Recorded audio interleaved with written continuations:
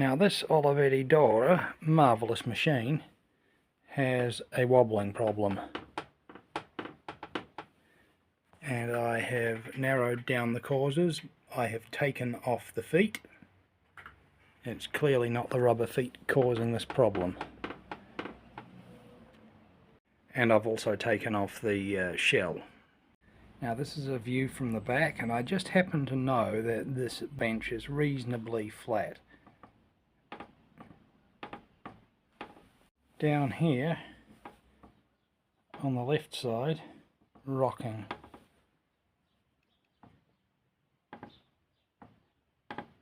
This right side is not doing the rocking. So what I've done is I've loosened these nuts up here, 1, 2, 3 and 4, and I've done the exact same on the other side. So on the other side, this one, and this one, and this one, of course, I loosened up. And also on both sides, I loosened up that one there, with a bigger spanner obviously, and this one here. And I didn't even really need to push down this side and that side simultaneously. I didn't really need to push down, and it's already stopped rocking. It's like it's fallen back into square. But now I've tightened up this side, and now I'm going to tighten up the other side, and I'm going to see if it holds.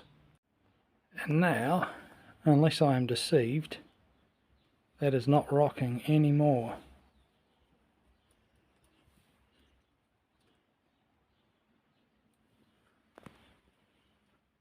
So now I'm going to put everything back together. Yes, I need to put a darker ribbon in, but see that alignment? That alignment was slightly out before I bent the frame of this machine back into place. So two things got fixed at the same time, and I'm glad it did, because the alignment on these particular machines is an absolute nightmare due to this control down here.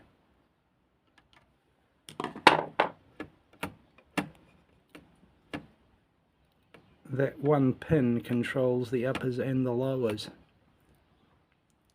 and it's a nightmare to deal with. Many's the machine that's been given up on. Let us try that again.